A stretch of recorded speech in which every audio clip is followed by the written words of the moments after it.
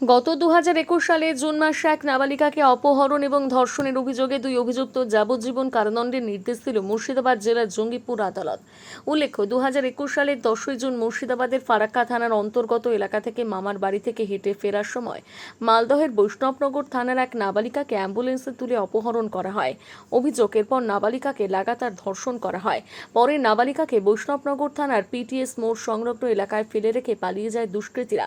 ঘটনাটি প্রকাশ্যে আসতে তীব্র চাঞ্চল্যের সৃষ্টি হয় এবং রাজ্য জুড়ে ক্ষোভ ছড়িয়ে পড়ে।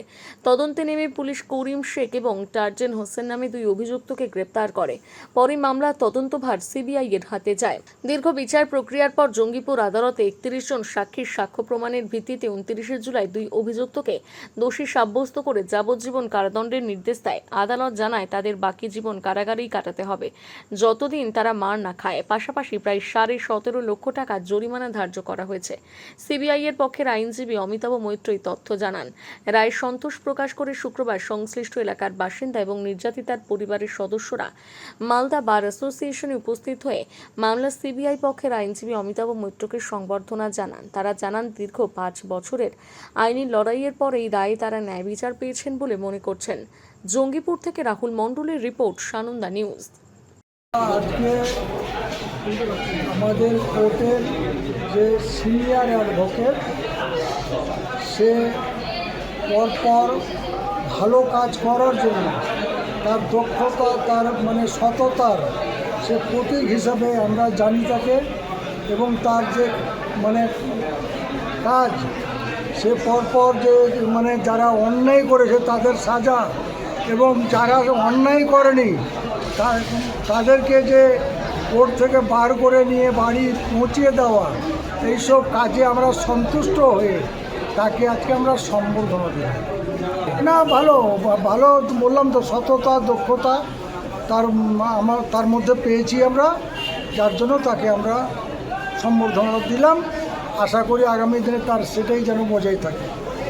আমার নাম মাইনুল ইসলাম গাজল, সুমন কপি হোক। 2021 সালের জুন মাসের 10 তারিখে ফারাক্কা ব্যারেজের ঠিক আগে ফারাক্কা থানার অধীনে বৈষ্ণবনগরের একটা নাবালিকা মেয়ে, যে কিনা তার মামার বাড়ির থেকে জাফরগঞ্জ থেকে তার নিজের বাড়িতে লকডাউনের সময় হেঁটে ফিরছিল। সেই সময় একটা অ্যাম্বুলেন্সে দুজন এসে অ্যাম্বুলেন্সটা দাঁড় করায় এবং তাকে সেই অ্যাম্বুলেন্সে কিডন্যাপ করে নিয়ে যায় একটা অ্যাবান্ডান্ড প্লেসে। সেখানে অ্যাম্বুলেন্সের মধ্যেই রেপ করা হয় তাকে। তারপরে পরবর্তীকালে বিভিন্ন জায়গায় ঘুরিয়ে বেনিয়াগ্রাম হসপিটালে তাকে নিয়ে যাওয়া হয় এবং বেনিয়াগ্রাম হসপিটালের ডাইভার্স কোয়ার্টারে তাকে পুনরায় দর্শন করা হয় এবং মদের সঙ্গে স্প্রাইট মিশিয়ে তাকে খাওয়ানো হয়, আনওয়ান্টেড 72 খাওয়ানো হয় এবং তার কিছু ব্যক্তিগত ছবি মোবাইলে তুলে রাখা হয়। পরবর্তীকালে ভোর 4টার সময় তাকে বৈষ্ণবনগর থানা অধীনে পিটিএস মোড়ের কাছে এসে ফেলে দেওয়া হয় একটা অ্যাম্বুলেন্স করে নিয়ে এসে। এই ঘটনাতে খুব আলোড়ন করেছিল সেই সময়। দুজন আসামি, সৈয়দ টার্জেন হোসেন এবং করিম শেখ, এই দুজনকে পুলিশ অ্যারেস্ট করে।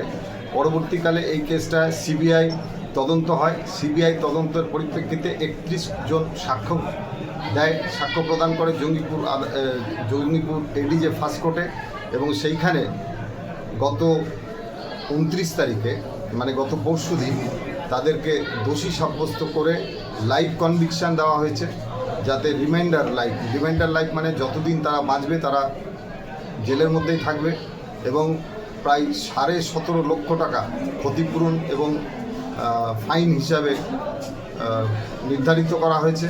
এবং যে অ্যাম্বুলেন্সটি সিজ করা হয়েছিল, যে অ্যাম্বুলেন্সের মধ্যে রেপ করা হয়েছিল, সেই অ্যাম্বুলেন্সটি রাজ্য সরকারকে আদেশ দেওয়া হয়েছে সেই অ্যাম্বুলেন্সটি অকশনে উঠিয়ে দিয়ে যে টাকা সেল প্রসিড হবে সেই সেল প্রসিডটা ভিকটিম পরিবারকে দিতে হবে। তো একটা ঐতিহাসিক রায় হয়েছে। আমি অবশ্য ক্যাপিটাল পানিশমেন্টের প্রেয়ার করেছিলাম, ক্যাপিটাল পানিশমেন্ট কোর্ট দেয়নি, এখানে লাইভ কনভিকশন দিয়েছেন। লাইভ কনভিকশানে রিমাইন্ডার লাইফ হচ্ছে যে যতদিন টিল ডেথ ওনারা জেলের মধ্যেই থাকবে। আমি সিবিআইয়ের আইনজীবী হিসাবে এই কেসটা করেছি। আমার নাম অমিতাভ মৈত্র। হ্যাঁ, আজকে কিছু গ্রামের লোক যারা আমার পরিচিত, শুভানুধ্যায়ী, ভালোবাসে, তারা এসে কোর্টের কিছু লোক সম্বর্ধনা দিল, ভালো লাগছে। তারা মনে রেখেছে বলে।